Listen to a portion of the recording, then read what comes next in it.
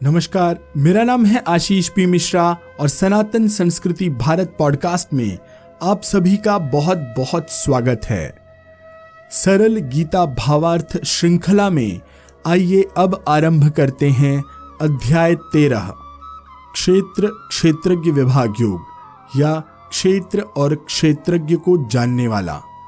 इस अध्याय में भगवान श्री कृष्ण ने अर्जुन को इस गंभीर विषय को भली भांति समझाने के लिए अनंत ब्रह्म और उसकी सर्वव्यापकता की ओर इंगित करने वाले सभी शब्दों का तथा उनके पर्याय शब्दों का अच्छी तरह प्रयोग किया है।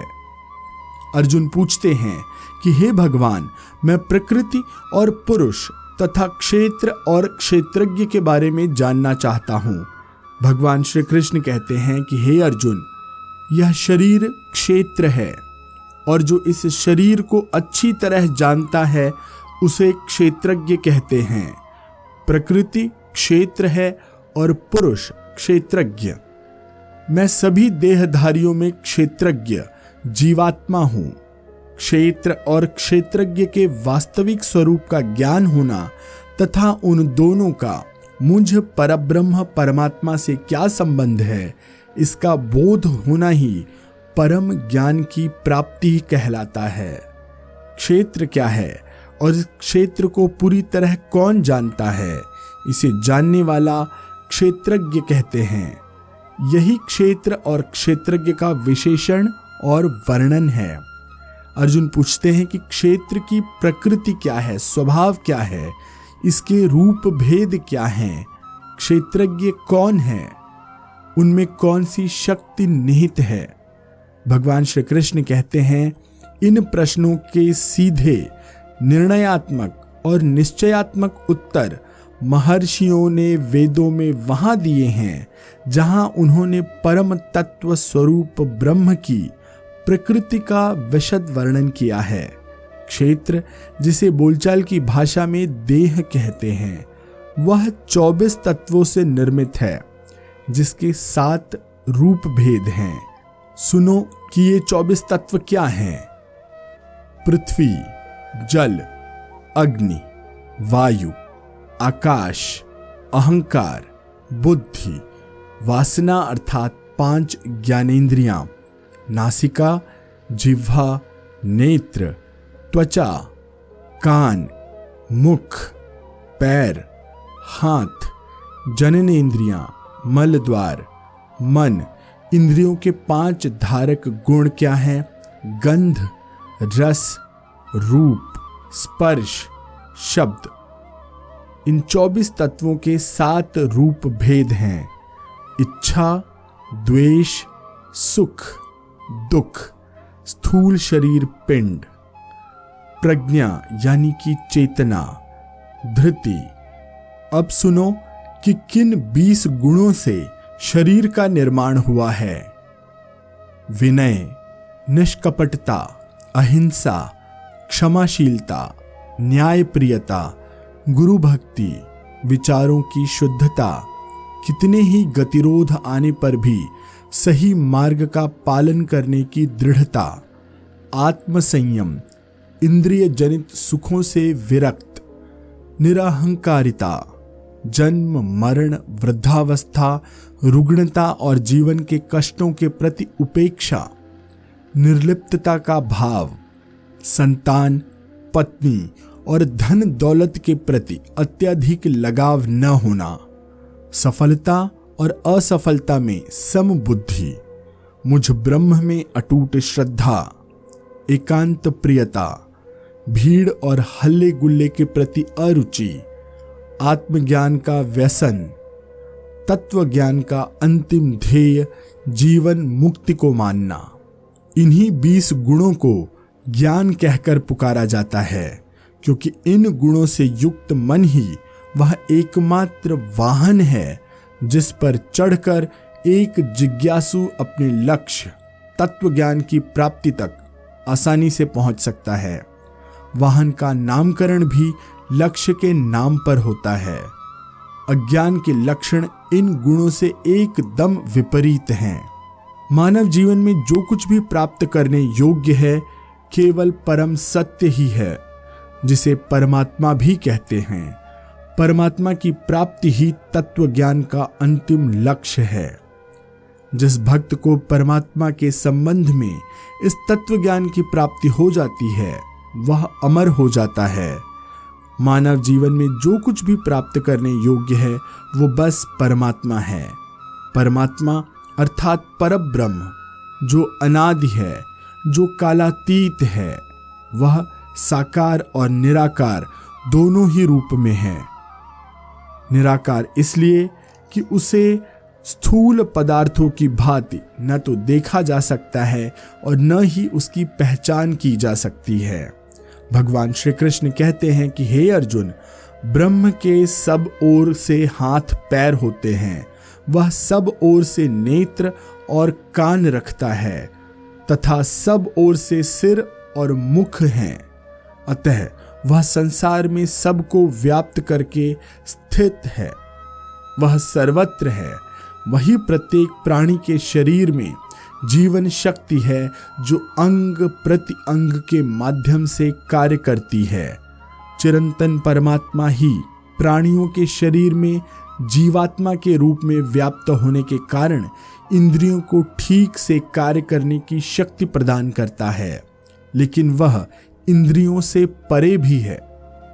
वह अलग है, फिर भी सबकी रक्षा और भरण पोषण करता है।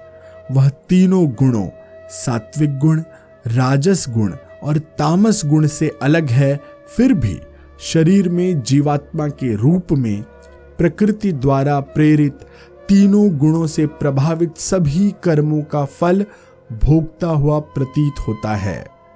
ब्रह्म सर्वव्यापी है।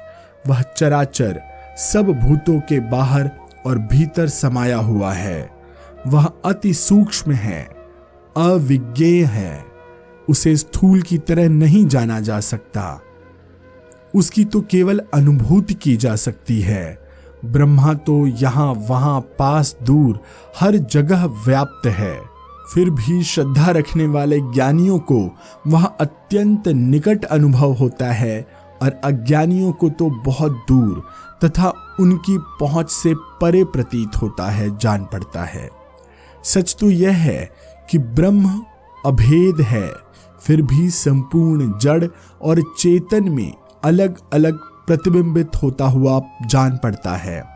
वह ब्रह्म के रूप में सृष्टि का रचयिता है, विष्णु रूप में सबका पालन पोषण करने वाला है और रुद्र रूप में सबका संहार करने वाला है। वह विशुद्ध तेज पुंज है। वह ज्ञान स्वरूप और बोध गम्य है। वह तत्व ज्ञान से ही जाना जा सकता है और प्राप्त किया जा सकता है। वह सबके मन में स्थित है। हे पार्थ, अब मैंने तुम्हें क्षेत्र, क्षेत्रज्ञ और परमात्मा के संबंध में सब कुछ बहुत अच्छी तरह से समझा दिया। जो मेरा भक्त इसे अच्छी तरह समझ लेता है वह मेरे ही स्वरूप को प्राप्त कर लेता है।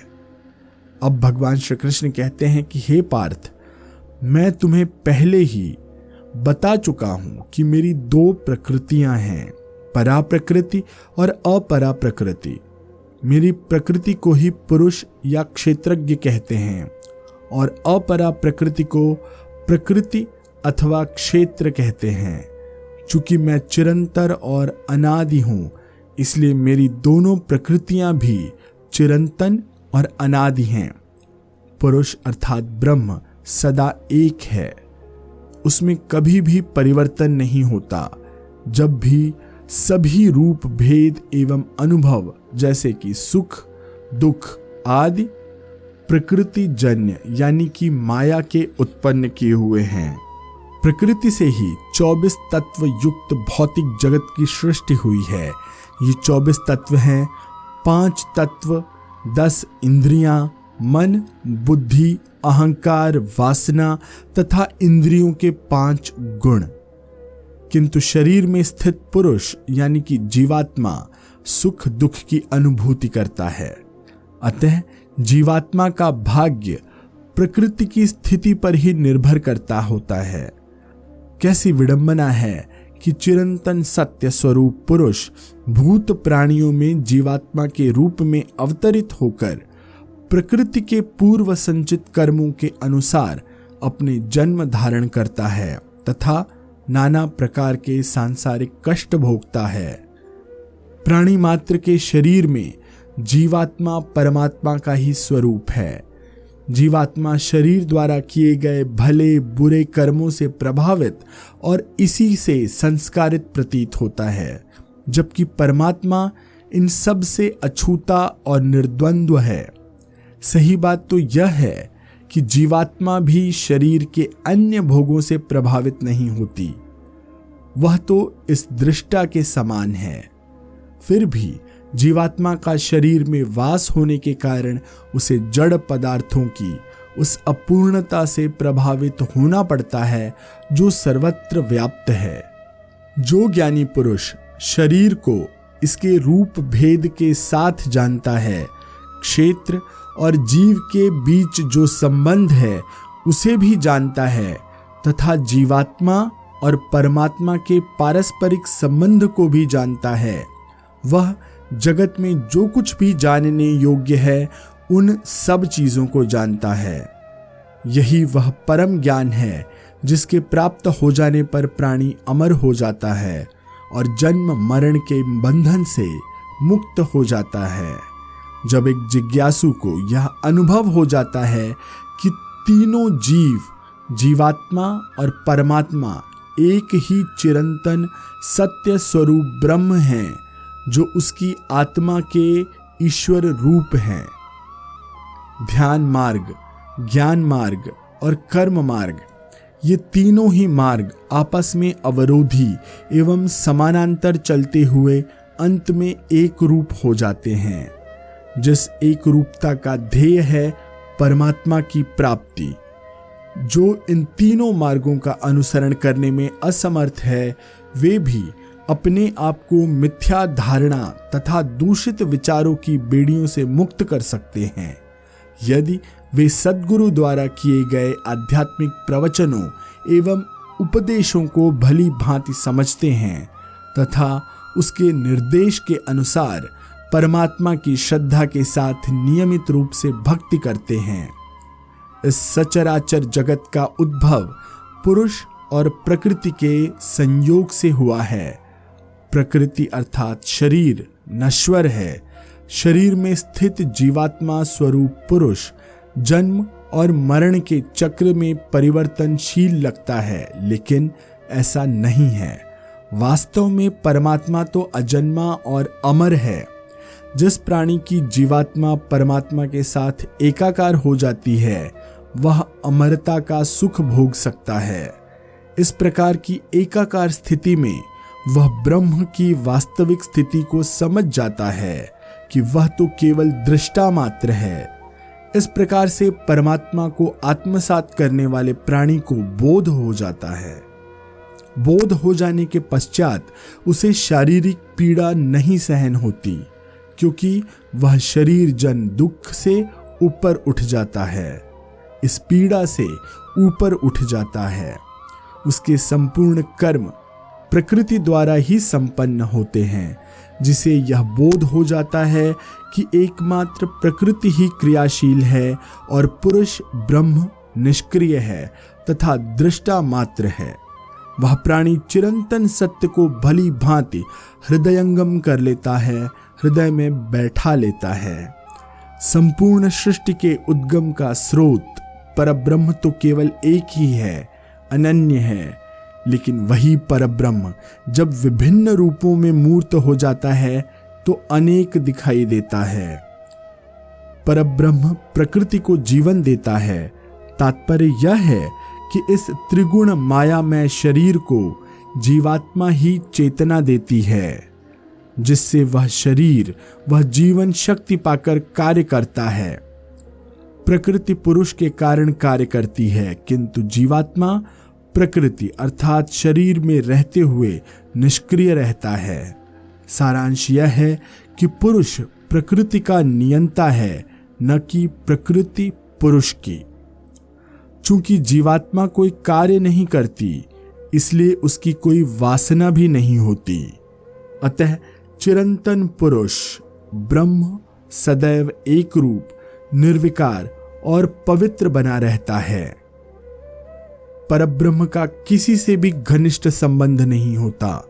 इसका सीधा सच्चा कारण यह है कि ब्रह्म एकमात्र ही है।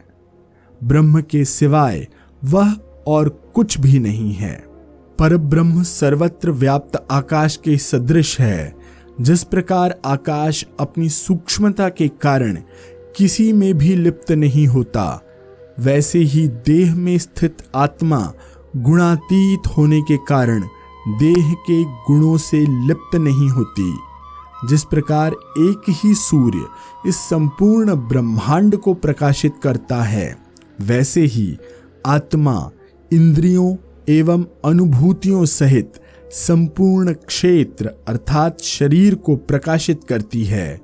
इस प्रकार क्षेत्र और क्षेत्रज्ञ व पुरुष और प्रकृति के भेद को तथा विकार युक्त प्रकृति से मुक्ति पाने के उपाय को जो व्यक्ति अपने ज्ञान चक्षुओं से तत्व सहित जानते हैं, वे महात्मा जन पर ब्रह्म परमात्मा को प्राप्त कर लेते हैं।